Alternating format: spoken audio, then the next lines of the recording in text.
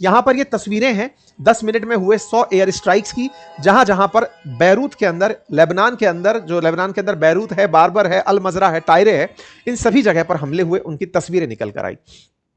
कारण बताया गया कि इन सभी सिविलियन जगहों पर हिजबुल्लाह के आतंकी छुपे थे, हमने उन्हें निशाना बनाया। इसमें बहुत सारे सिविलियंस की मौत हुई, लेकिन इजराइल का कहना था कि सिविलियंस को ह्यूमन शील्ड बना करके हिजबुल्लाह रहता है, हमने तो हिजबुल्लाह को टारगेट किया, हिजबुल्लाह के आतंकियों को टारगेट किया, ह्यूमन शील्ड बने हुए लोग जबरदस्ती उसके अंदर शिकार हो गए।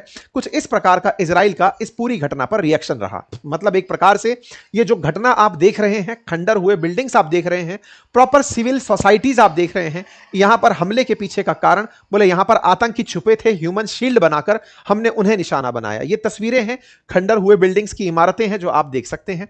जानकारी निकलते निकलते जब सुबह पता चली तो लगभग 254 लोग इस घटना में मारे गए थे और 1165 लोग घायल होने की खबर निकल कर आई। लेबनान ने अपने देश में इसे राष्ट्रीय शोक घोषित कर दिया। ये इनके देश के अंदर हुई सबसे बड़ी घटना कंसीडर की गई कि एक दिन में इतने बड़े आतंकी हमले की तरह से इजराइल का हमला होता है, जिससे पूरी तरह राष्ट्र हिल जाता है। इस पर ईरान की तरफ से प्रतिक्रिया आती है कि अमेरिका को इजराइल ने अपना बंधक बना लिया है, वो चाहता ही नहीं है कि ईरान के साथ किसी भी प्रकार से कोई समझौता हो।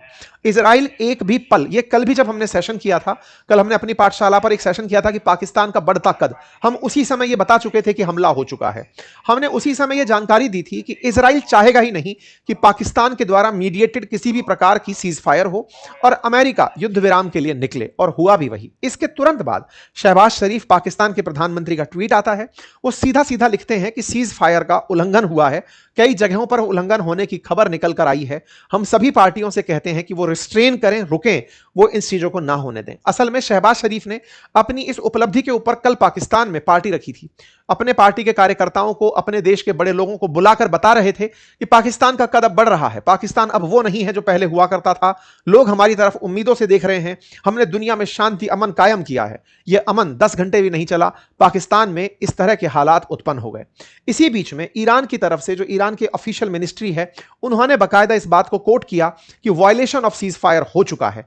यहां के विदेश मंत्री ने पाकिस्तान के ही प्रधानमंत्री के ट्वीट को कोट करते हुए कहा कि आपके ही हैंडल पर लिखा गया था कि इंक्लूडिंग लेबनान सीज फायर जारी रहेगा, जहां पर तमाम नेताओं को टैग किया गया था। फिर यह कैसे सीज फायर होते होते छूट गया, लेबनान के ऊपर हमला कैसे हो गया? इसके ऊपर यूनाइटेड नेशंस की तरफ से प्रतिक्रिया आई, लेकिन इतना मजबूर यूनाइटेड नेशंस शायद ही किसी ने देखा हो। वो भी केवल खबर बता करके रह गया, उसकी कोई प्रतिक्रिया नहीं थी। बस उसने एक स्टैंड जरूर लिया था कि civilians are bearing the brunt of these attacks, कि आम नागरिकों के ऊपर इन हमलों का असर पड़ रहा है। यूएन ने केवल खबर दी कि एयर स्ट्राइक हुई है, यूनिसेफ ने भी केवल खबर दी कि स्ट्राइक हुई है, कि यह नहीं कहा कि ऐसी चीजें रुकनी चाहिए। वो अपनी स्टैंड लेकर निकल गए। लेकिन फ्रांसीसी राष्ट्रपति ने रात को ही, आज यानी कि 9 तारीख की सुबह, अल सुबह 2:30 बजे मध्य रात्रि में, इन्होंने अपनी तरफ से लेबनान के प्रेसिडेंट के साथ बातचीत करी और कहा कि फ्रांस इस समय पूरी सॉलिडरिटी, एकता दिखाता है लेबनान के साथ और चाहता है कि इजराइल ऐसे हमले ना करे। इजराइल लेबनान के ऊपर जो हमले किया है, इसका वो पूरी तरह से प्रतिक्रिया देते हैं, इसको पूरी तरह से मतलब आउटराइटली मतलब कंडेम करते हैं कि ऐसा नहीं होना चाहिए था, और जो भी प्रयास हुए थे सीज फायर के, उन्हें लागू रहना चाहिए था। उन सीज फायर के प्रयासों में लेबनान पर भी हमले नहीं होंगे, ये तय था, फिर भी ये हमले हुए हैं, हम इसकी निंदा करते हैं। कुल मिलाकर के फ्रांस का मत था, यानी यूरोप ने इन शर्तों में यह बात स्वीकारी थी कि लेबनान पर हमले नहीं होंगे। इजराइल नहीं माना, और इजराइल का ना मानना अमेरिका की लाचारी बना। अमेरिका की लाचारी इतना कि अगर इजराइल ने कोई फैसला कर लिया है तो अमेरिका इतनी बड़ी महाशक्ति होने के बावजूद भी इजराइल के पीछे खड़ा दिखाई दिया, और उसने अल्टीमेटली इजराइल के कृत्य को सही ठहराया। वो इजराइल के पीछे इसी तरह खड़ा रहा कि लेबनान तो था ही नहीं। मतलब जिस अमेरिका ने खुद इन 10 सूत्रीय पॉइंट्स की व्याख्या की हो, जिस अमेरिका ने खुद शहबाज शरीफ को शाबाशी दी हो, जिस अमेरिका ने खुद स्वीकारा हो कि हमने 10 सूत्रीय मांगे मान ली हैं, वो अमेरिका खुद इजराइल के हमलों को सही ठहराता दिखा।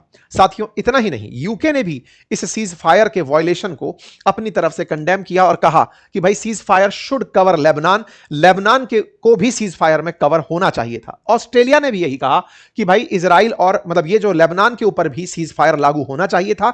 ये सारी की सारी बातें मतलब उन देशों की तरफ से निकल कर आई जो कभी अमेरिका के समर्थक माने जाते थे और अमेरिका के हर फैसले को सही मानने वाले माने जाते थे। लगता है कि अमेरिका इजराइल के सामने पूरी तरह लाचार और मजबूर हो चुका है। इजराइल का स्टैंड साफ था, उनका साफ था इजराइल डिफेंस फोर्सेस का कहना कि हमने हिजबुल्लाह को टारगेट किया और हम करते रहेंगे, हमें कोई नहीं रोक सकता। इनका स्टैंड साफ था। पिछली बार जब गाजा में हमले हो रहे थे तब बाइडेन लाचार थे इजराइल के सामने। इस बार इस पूरी घटनाक्रम में ट्रंप पहले इजराइल के साथ खड़े रह करके अपने आप को लीडर दिखाते रहे, लेकिन अब ट्रंप भी पीछे पछाड़ दिए गए हैं।